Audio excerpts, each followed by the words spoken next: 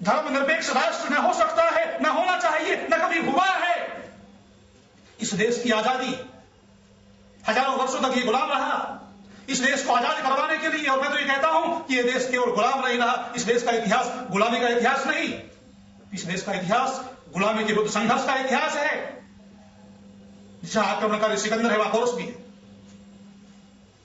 जहां विदेशी अन्यायी अत्याचारी अकबर है वहां महाराणा प्रताप भी है, जहां औरंगजेब है वहां शिवाजी भी है, जहां अंग्रेज हैं वहां चंद्रशेखर, भगत सिंह, राजगुरु, सुखदेव, सुभाष चंद्र बोस, रामप्रसाद बिस्मिल आदि आदि अनेक क्रांतिकारी जिन्होंने धर्म से ओतप्रोत होकर के अपने जीवन को स्वाहा कर दिया था राष्ट्र के लिए।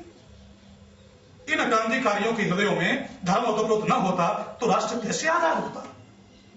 जो गीता को सिरहाने रख करके सोते थे, जिनको ये मालूम है मरना तो एक दिन है ही, क्यों नहीं राष्ट्र के लिए मरे? धर्म उनके जीवन में ओतप्रोत था, इसलिए वो राष्ट्र के लिए मरे और राष्ट्र के लिए अपने जीवन को स्वाहा कर गए। 10 गुरुओं ने क्या ऐसे ही अपना बलिदान कर दिया था, अपने जीवन को ऐसे ही समर्पित कर दिया था? धर्म से ओतप्रोत होकर के उन्होंने राष्ट्र के लिए, समाज के लिए अपने जीवन को ओतप्रोत किया था। भारत का इतिहास साक्षी है कि धर्म से ओतप्रोत होकर के ही महापुरुषों ने अपने जीवन को समाज के लिए और राष्ट्र के लिए न्यौछावर किया है। और जब जब धर्म की हानि हुई है, महापुरुषों ने और संतों ने, ऋषियों ने और ग्रंथों ने धर्म का ही संदेश दिया है। गुरु गोविंद सिंह, गुरु तेग बहादुर कह रहे थे जब गुरु गोविंद सिंह 9 साल के बालक थे। गुरु तेग बहादुर कहते हैं, अपने संगत में बैठे हुए हैं और कहते हैं आज धर्म को और देश को बलिदान की आवश्यकता है।